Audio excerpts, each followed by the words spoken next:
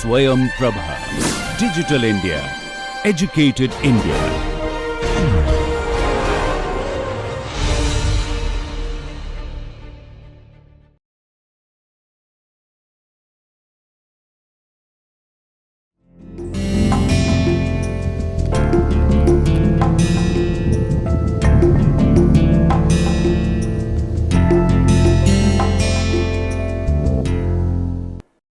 Welcome to another lecture on brand management.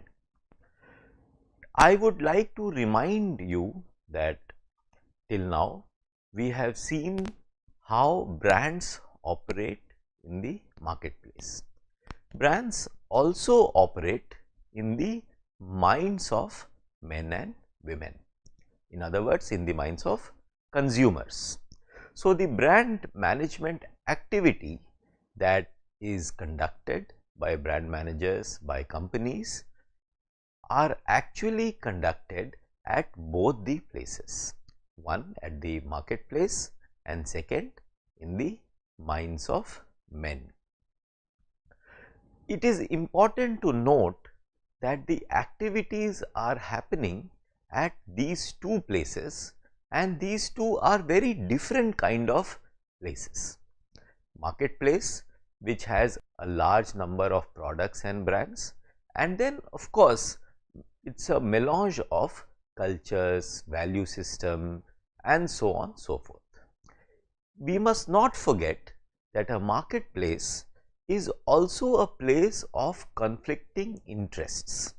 Even if you take one transaction where a buyer is wanting to buy a product or a service in order to satisfy his needs, and he is going to buy the product or service from another seller who is also trying to maximize his gains.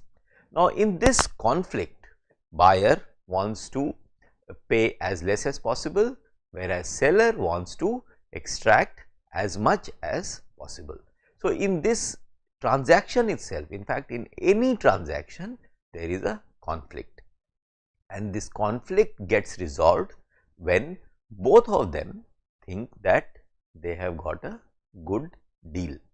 This is where brand management comes into picture. Another aspect is at the level of the collective. Now, at the individual level, buyer and seller is trying to maximize their gains. At the collective level also, the same processes operate. For example, any industry collectively wants to make profits, collectively wishes to grow, collectively wants to develop consumers so that they continue to buy products which are related to that industry. Similarly, buyers, they are also in the form of a community, and when I say community, it means that, say, a category called car buyers, or a category called AC buyers, or a category called people who use 5-star hotel services. Now, these are also categories, and they are categories at the level of collective. So, when we as a marketing manager, as a brand manager, when we look at these collectives, we must understand that while they are same, while they are homogeneous in some way, they are also heterogeneous in many ways. But when we try to work on the brand management activities, we try to find the homogeneous dimensions within a category and then formulate plans that will help our brand in standing in good stead in the marketplace. So, this is an opposition, this is a duality that every brand manager must keep in mind when he or she makes the marketing plan, or he formulates the strategy for his brand in the marketplace and in the minds of men. If you can see your slide, the title for today's lecture is brand identity. It's not very difficult to understand that identity is something that is related to personality. it is also something that is related to your psychological makeup. If you recollect, we have been talking about brand associations and the 4 types of brand associations, that are verbal, visual, emotional and sensory. And all of them, while they are raw experiences, they are also meanings that we give or we assign to those experiences, and these meanings emerge from our personality, from our identity. And if you recollect, our personality has the character of an iceberg, and that iceberg is only 1/3 visible and 2/3 submerged under the surface.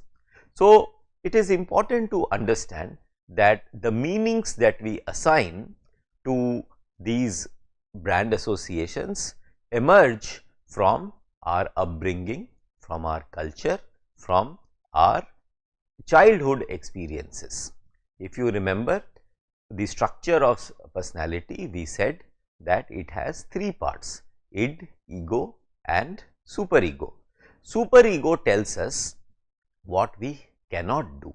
So, therefore, if we have certain experiences and we feel that those experiences are scandalous experiences, or we are not able to process those experiences because they are alien, we are not allowed to go in that direction.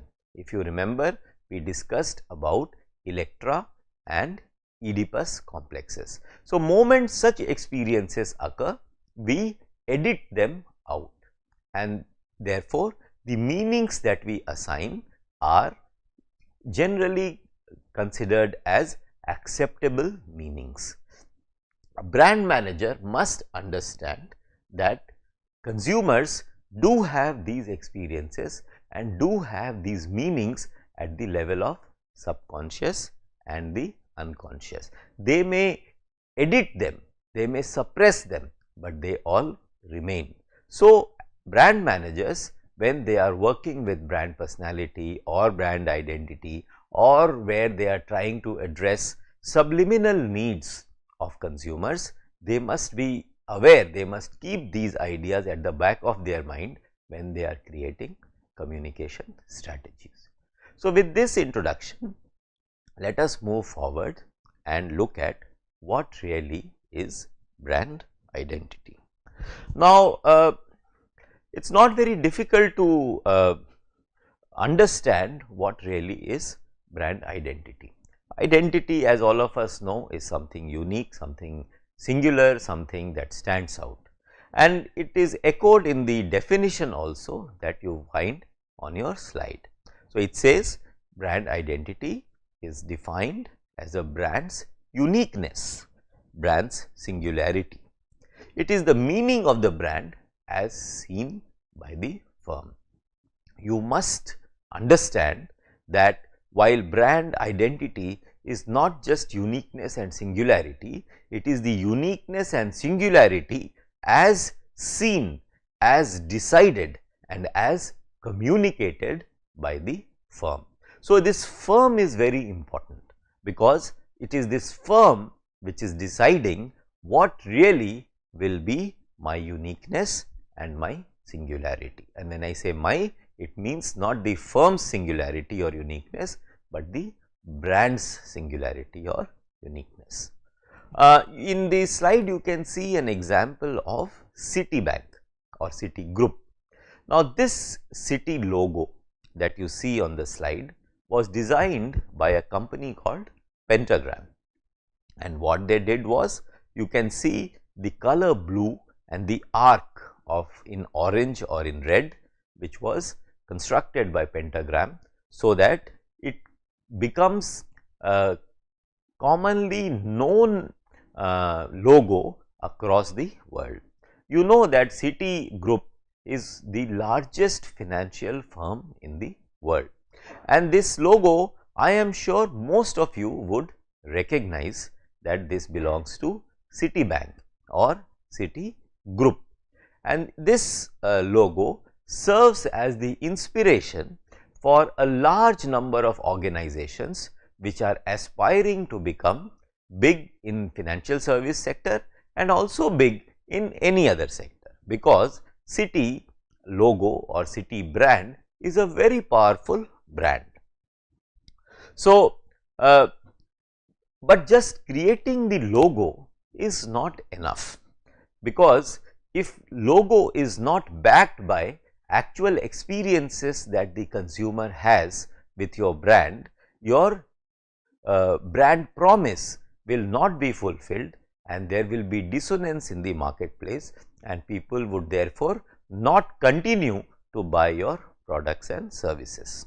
So, that is why creating and maintaining a brand identity is regarded as the first step towards building strong brands.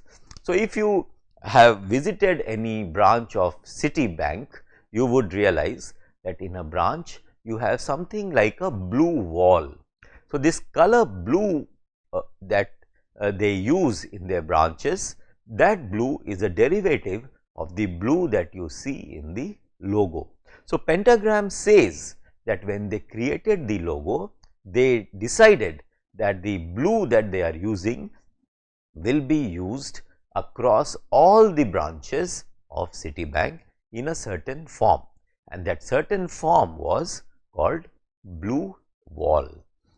So, this is how Citibank interpreted its brand identity into its branch banking processes, which the consumers who walked into the branch experienced. Another aspect that we must understand is that brand orientation, which means if the company is oriented towards brand management or oriented towards developing itself as a brand, it must align processes of the organization around the creation, development and protection of brand identity. So, brand identity must be, once created, must be developed, must be protected through various means in the processes of the organization. And if an organization is able to do that, it can be called as an organization having high brand orientation. In the second picture on this slide, you can see the interiors of Yes Bank. Now, all of you would be familiar with a bank called Yes Bank in India. I must share with you its origins. When Yes Bank was founded by its founder Mr. Rana Kapoor, who was also the managing director and CEO of the bank, the aspiration was that we will create an Indian Citibank, a bank which is for professionals, a bank which rivals the professionalization and the image of Citibank. So, that is why if you notice, the color used in Yes Bank logo and in the Yes Bank interiors, branch interiors, is also blue. If you happen to enter a Yes Bank branch, you would see how the logo, how the name Yes and how the color blue is getting interpreted in the branch banking experience. Now, if for example, if you enter, you will see that right at the beginning there is a consumer help desk, and that help desk is called Yes for You, and on the help desk you will have a money plant which is in the pot which is colored blue, and on the inside the flower pot you have a red color tick.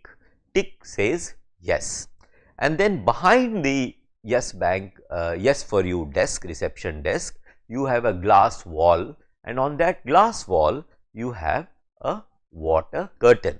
So, that water curtain keeps flowing behind the reception desk, so that it gives you a feeling of calm and warmth. As you enter, you would see the lighting used in Yes Bank branch interiors are blue in color. All the promotional material will be blue in color. In fact, there is also in large branches called Yes Cafe. In that cafe, there are circular tables around which 2 or 3 chairs are placed, and customers who walk in, especially the customers that are high net worth individuals, they are met by their relationship manager at the Yes Cafe, which is inside the branch, and there is a light hanging over that table inside the Yes Cafe, and that light is also blue. So, what I am trying to say is that an organization can have a high brand orientation if it aligns all its processes to the creation, development and protection of its brand identity.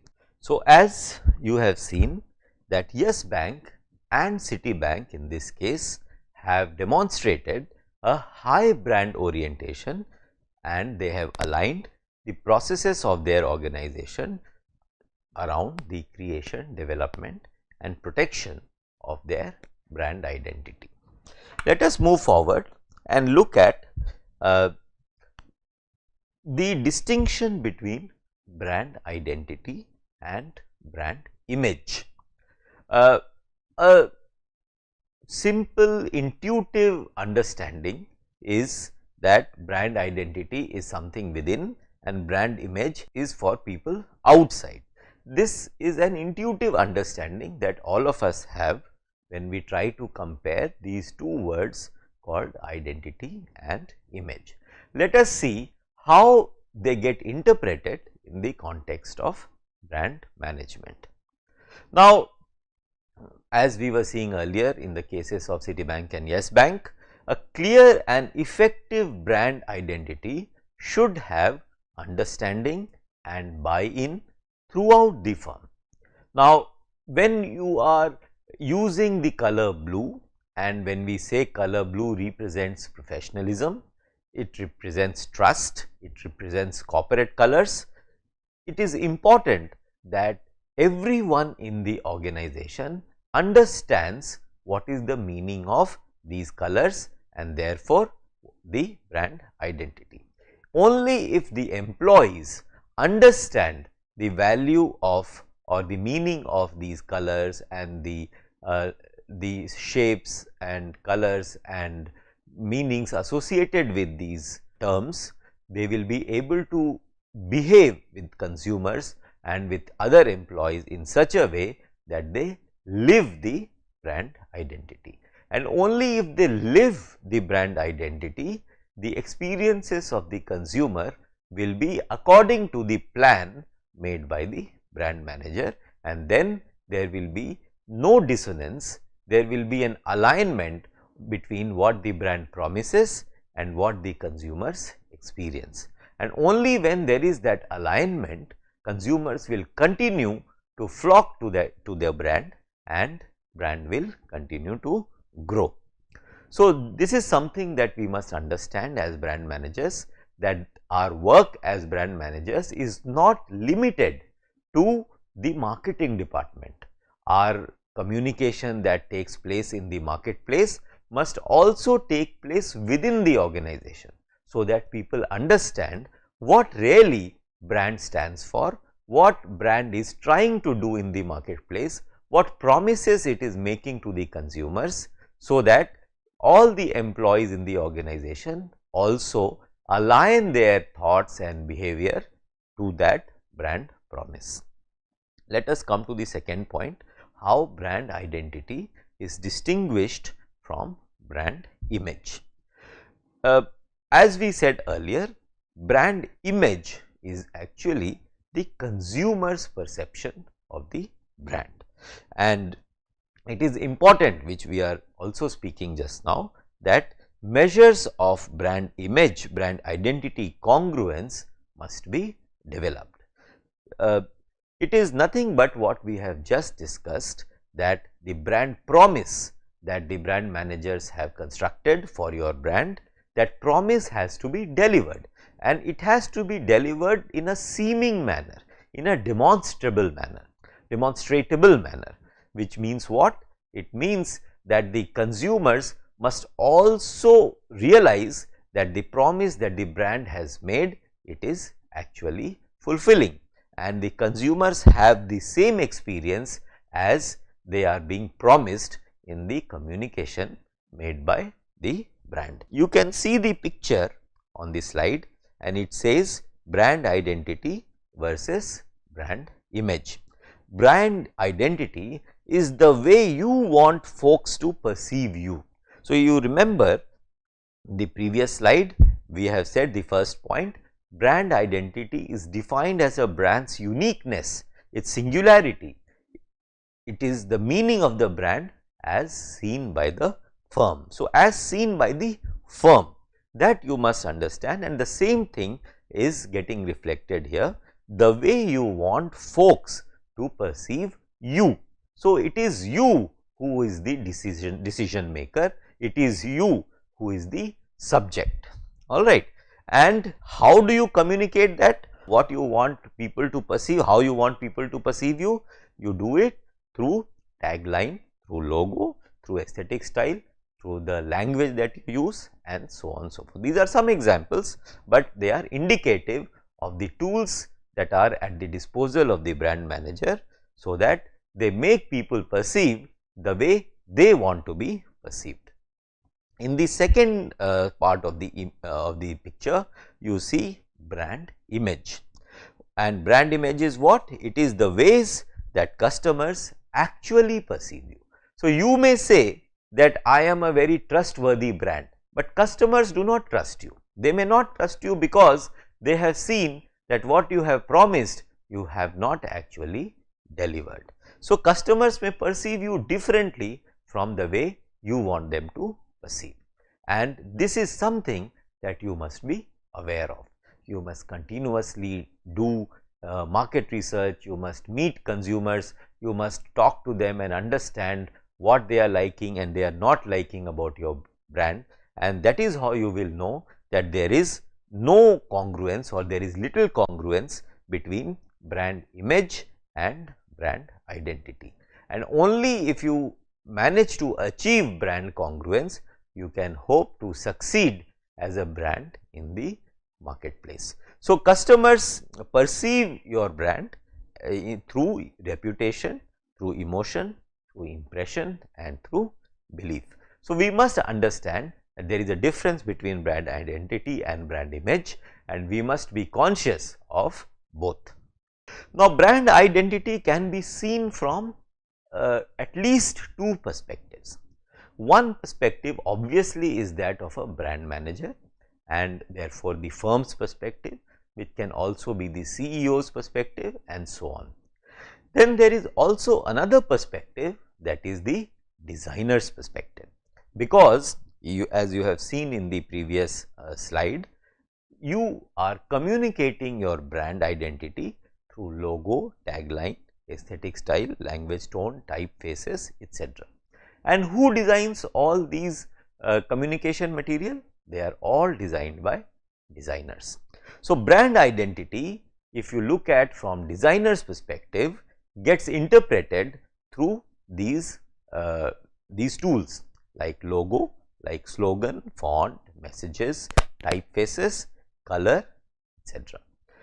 It is important for brand managers to understand the designer's perspective, because a large number of communication that you would release in the market will have subliminal messages that are related to color, to form, to shapes, and so on, to the lexicon, the words that you use, and so on. So, it is important, and these are all designed by or created by designers, and unless brand managers understand how these messages are subliminally received by consumers, brand managers will not be able to judge or evaluate the work of designers. So, therefore, it is important that brand managers understand the language of design as well.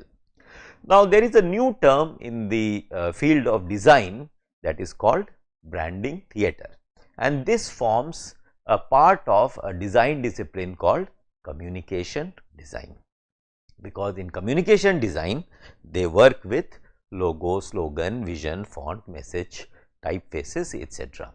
So, what they call when communication design meets the field of brand management, they call it a branding theater.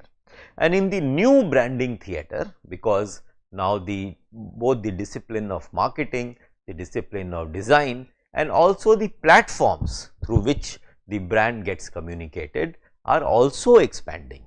They have in fact dramatically expanded. Today the communication does not happen only through newspaper, it happens not only through newspapers and magazines, it happens through television, it happens through social media, it happens through outdoor promotion, and so on, so forth. So, this new branding theater incorporates all of these platforms, and therefore, when a designer creates a design, whether he creates a logo or a tagline and so on, he has to create it in such a way that it is applicable to all the available platforms. So, therefore, management of all design assets, what we have to do? We have to create a franchise of color, shape, textures and typography to serve a brand in all applications. So, when as a brand manager you are giving a brief to the designer, what you must communicate that the designers are actually creating design assets for your brand, and those design assets contain color, shape, texture, typography, etc. And these brand assets or design assets, these design assets are also brand assets. So, these design assets should be like a franchise, which means that everybody who is using your brand elements, your brand logo and so on and so forth, they all must be aware that this is how it has to be used, and any deviation will not be permitted. So, it should have the character of a franchisee or franchise, so that the consistency of experience of consumers towards your brand should be assured. This is something that you must keep in mind as brand manager, especially when you are looking at your own brand from a designer's perspective. The next thing is, the designer must think of identity as assets banked in a visual database.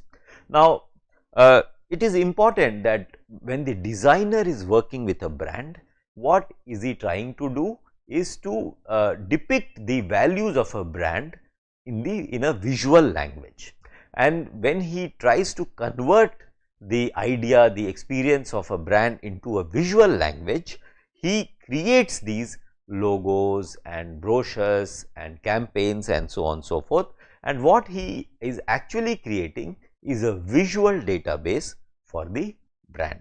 So, that visual database must be protected, must be banked, and historicity of that must be recorded, so that the history of the developments made in the brand is not lost. In the picture also you can see that for one brand the designer has created a certain pattern, a certain design, and that design is getting interpreted across so many platforms. It is there in the screensaver of a mobile phone, it is there in the coffee mug, it is there in the diary, it is also there in the visiting card. So, this is something that a designer must understand, and this must also be understood by brand managers. Let us move forward. Something similar that we have been speaking so far, that brand identity is now media neutral. So, once you create the identity, you should be able to replicate it to any form or any platform of media available. It should be media neutral. The same design can go into, say, a diary, can go into a mobile screensaver, it can go into an emailer, it can go into a physical poster, it should be able to adapt itself to any of these forms, and designers should enable deployment of these designs across all media and geography in order to fully actualize the potential of identity management in the service of brands. So, same thing, that once you have created these designs, you should be able to deploy them across all media and geographies. And this is how you fully develop, fully leverage the potential of the designs that you have created for your brand. Thank you very much.